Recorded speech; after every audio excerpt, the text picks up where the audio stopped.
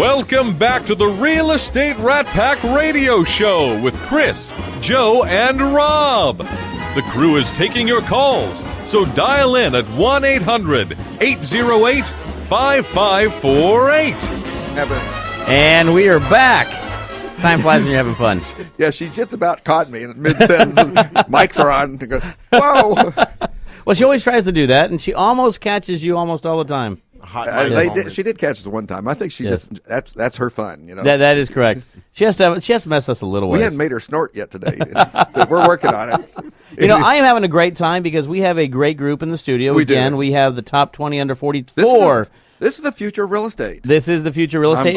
I'm very encouraged by that. And if you want to know the future, you can go out to Facebook and like us all right now, and you will see every picture going known to man between the selfies and the ussies and and everything else out there. So now the next person we have is Ryan Bokros. He's come up, and actually I met him more as a technology person. He came out and did a presentation out in the northwest area of town, and you are with Legacy Properties, Legacy, is that correct? Texas Properties. Excuse me. I'm sorry, Ray Wade, who's the owner. I got it wrong. Anyway, but welcome to the show. Thank you. So, talk to us about. You've been in the business, I understand, about 12 years, and you started off in mortgages. What made you transition over to the dark side? Do you want the honest truth? No, I want the honest. The honest truth was, I had an opportunity to kind of segue into real estate by taking on a real estate gig with an oil and gas company. But honestly, I had the itch many years before that because I saw that real estate agents just weren't doing what I thought was a quality job, the ones that I was working with. They weren't being professional. Yeah, so I was doing a lot of their work for them as the mortgage guy, which is really not your position. Not the to way do. that it should be. No, but I understand, and that does happen because sometimes people don't get the proper training. They don't know what the consumer expectations are and things like that. And so and sometimes they're just lazy. And sometimes not in our business. No, that never happens in our business. But that's that's a great segue though, because you having knowing the financial side of it is really helpful because it's such a big piece of buying a home is that financial side. So if you got a great understanding of that, of course, I always go to my great mortgage person, which is Chris Kelso. I don't need to know all that stuff. Right. Chris knows it and up to date on it, stuff like that. So talk to me about. Applying technology from the consumer standpoint, applying technology to buying a home. Yeah, we see obviously a huge push towards the consumer using mobile. NAR did a study with Google recently. That is the National Association of Realtors, folks. Yes, sorry, NAR, the National Association of Realtors. Did a study in conjunction with Google and found that 100% of the participants in the study used the internet to search for a home. It's up to 100% now. 100%. So, and that was just everybody that they used in the study. That 100% of them in some way used the internet to search for a home. Are they starting their search on the internet? Yeah, we see that most of them are starting. I still get out and ride the bike to find my home. It's the newspaper. It's that black and white thing that gets your fingers. Well, wait there, that home listing in the paper to come out. And next week, who we have on is Kurt Beardsley, one of the top executives of Zillow, will be on our show next week. I convinced him to stay over from our strat planning for Houston Association of Realtors, and I can't wait to get his perspective on this. But when we first started tracking this stuff, and we set up HAR.com around 1997, and I've been involved with it probably since then, and the percentages have just gone up every year, but where people start their home search. Yes. And so when and of course you also do a lot of stuff with a company called IDEX Broker. Or Broker. Right. Tell me what they do. So IDEX Broker is a company that provides a search component for real estate agents or brokers, franchises that want to build a custom website and offer that search component on their custom website instead of the consumer going to a Zillow or a Trulia. As the agent, we can provide just as good a search, which is authoritative because it's a direct feed from the MLS on an agent's personal website. Yeah, and an agent can't do it alone because we don't. We really can't do indexing from agent to that. You have to actually going through that IDX solution. Right. So what IDX does is essentially it provides the search that makes the search engines look at your website as the authority instead of it being Zillow, Trulia, or even the feed from HAR. the indexed pages make it look as though your website is the authority where it came from. And so, from a consumer's perspective, how is that helping them? Are they able to benefit by those agents having those feeds? Yeah, absolutely. The first part of that is, again, the agent's website is authoritative, so that search is coming directly from HAR, for example, from the MLS. Whereas if you're visiting Zillow and Trulia, many of us know the questionable accuracy of those websites. I mean, Zestimates aren't good. I thought the Zestimates were absolutely accurate. They actually surveyed a person, Marilyn Wilson, who does a lot of our survey for HAR, and they actually had somebody who thought that Zillow was better than an appraisal, that it was more accurate appraisal, and that's, as a realtor, you have to kind of combat that, because we know that's why they call it an estimate. They don't call it an appraisal. Right. Have you come across that? Yeah, we have. And obviously the best way to do that is again, to have knowledge in the area and use your expertise to bring the real numbers to the consumer and let them understand that what Zillow's doing is not based on the information that we as a realtor have access to. It's information that comes from public data or public records, information that's just kind of scrubbed from the internet.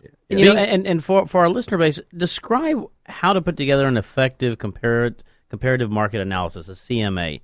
I mean, one of the things that we see a lot of times is, you know, a lot of the clients who go out there to the internet directly go out there and look, and they grab pieces of data, and they just say, okay, I'm going to find a home that's, 4 bedrooms and 3.5 baths and 5,000 square feet.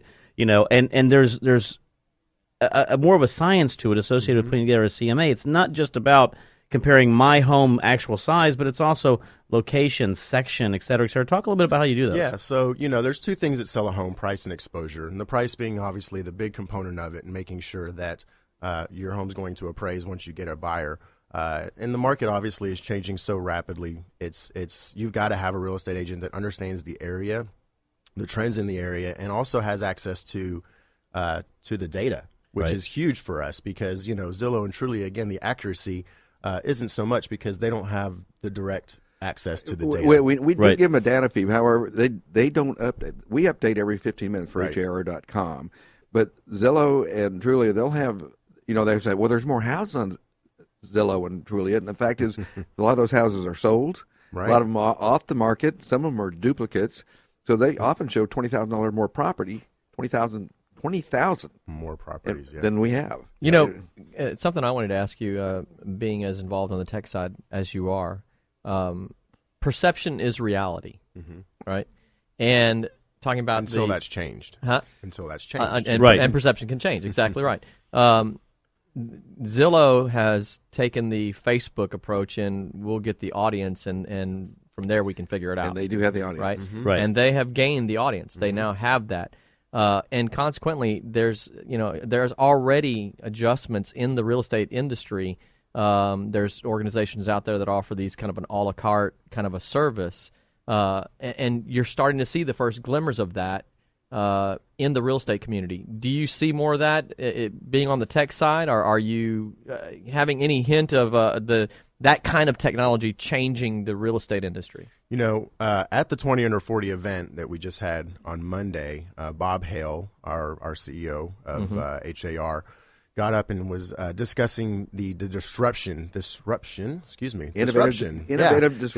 disruption of our industry, and how things like Uber are changing the public transportation industry. And so I think that as technology comes along, certain things are going to change for us, and we have to keep an eye on those, because as the consumer moves one direction, if we don't move with them, we're going to become irrelevant. I look at Zillow and Trulia, and many, many years ago, us as a real estate industry said, we don't want to give the consumer that data. We want to keep it to ourselves. And Zillow and Trulia came out and said, hey, we'll give it to you. And so where do all the consumers go? They end up visiting Zillow and Trulia. They all want to know what the value of their home is, and we're a non-disclosure state, and we've tried to be the gatekeeper of information. And I think that's one thing why in all of the 20 major markets, Zillow is number one in 19 of those 20 markets, except for Houston. Right. And they're right on our tails, because we used to have 57% of the eyeballs when I was chairman of HAR, and I went around the country. We had 57. We were number one in Texas, and so number one in Houston. Nobody was even close because Zillow had like 8% at that time. Right. Now it's neck and neck, and ultimately we're probably going to lose out to Zillow because they got millions of dollars. Right. Well, he was talking. One of the things we were talking about. Bob Hale was talking about the numbers that Zillow collects as far as fees, for example. He was talking about those exponential numbers versus what HAR collects on a local basis. But I will tell you this. One of the things, and y'all probably have the same things. We have offices all over the state, for example. And we also have them in other states. But it's amazing because people will, when we get together within our company, it's like, man, Houston it's amazing. You can actually go out there when you have a loan that comes in, go to HAR.com and get all your information. Mm-hmm. They don't have that anywhere else. Right. They have to depend on things like Zillow to do that. And so the reason why HAR is so good, and it will always continue to be this way, is because the accuracy and the validity of that data. Remember, I'm a tech guy, so I'm one of those guys that accuracy and validity is the two things you need to verify the most. Well, we've got good leadership that sees trends, and we won Inman's most innovative association award this year while we were in San Francisco, and that's just huge because I think that Bob and leadership at HAR understand the trends and where things are going. And have always understood that, and we actually keep your friends close and your enemies closer. And we saw our competitor was Trulia and Zillow, so we're friends with them. Right. We've had them come to our and do presentations. We're, like I said, Kurt Beardsley will be here next week, and he's an awesome guy. He's a top executive with Zillow. Yeah, and so we learn from them, and they learn from us. So I think it's a symbiotic relationship that I think can be further. Most associations we hate Zillow, and you know what? We don't want anything to do with them. But now they're going to they won't give their fees to them. Are you Austin has cut them off. I was just going to say, ultimately, when you have the pie is too small mentality, then you see each other as competitors and enemies.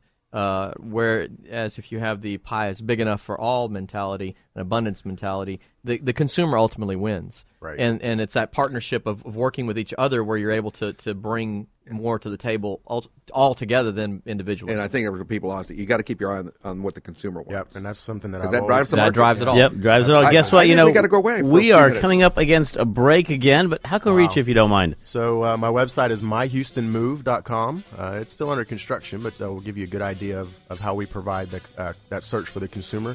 And I'm Ryan at myhoustonmove.com. Ryan at myhoustonmove.com. And some great websites out there. Love the new generation coming in. I love some of the websites that are out there. Stay tuned. We got to take a break, but we'll be right back.